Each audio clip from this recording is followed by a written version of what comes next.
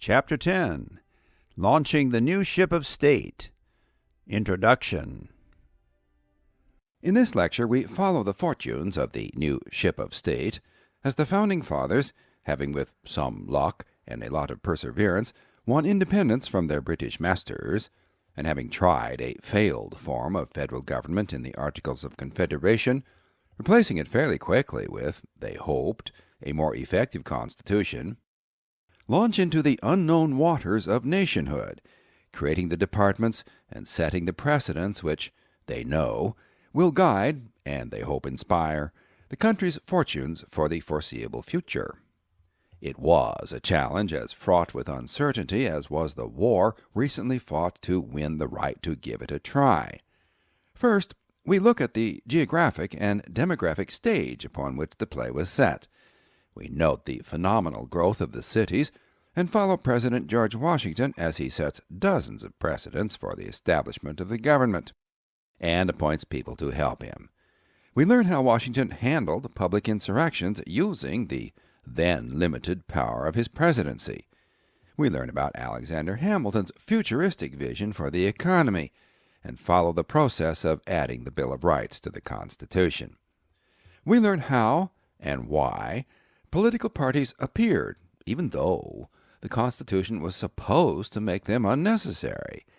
We learn what effect the French Revolution had on the fledgling USA, and how Washington tried to deal with the British, representing the country as an equal in the community of nations, while putting up with their dismissive condescension, exacerbated now by the enormity of their loss in America.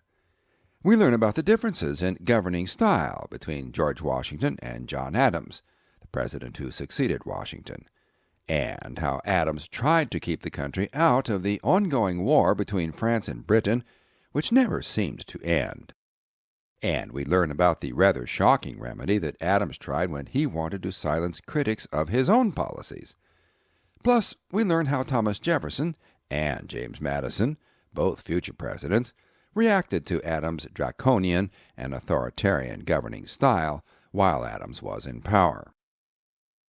We learn about the two conflicting schools of thought concerning the meaning of the Constitution.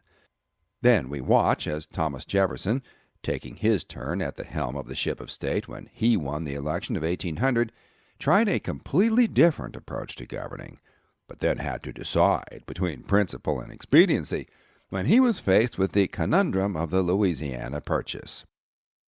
We watch as the Congress decided what to do about the country's immigration problem, and we note how the Supreme Court transformed itself from merely an advisory body to a powerful third branch of the government.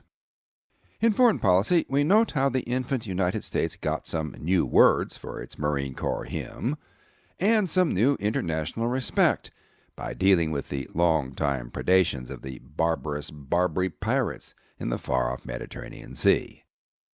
We note how President Jefferson tried, like President Adams before him, to remain neutral in the seemingly endless global war between France and England during the difficult Napoleonic era, only to discover that it is sometimes harder to stay out of a fight than to just pick a side and help them win the contest sooner than later.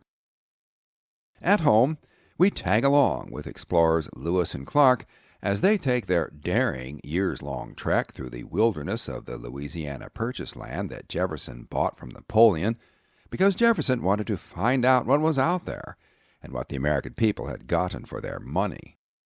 On a darker note, we follow the treasonous story of Aaron Burr and his schemes to seize political power illegally, and note with sadness the demise of Alexander Hamilton as a result.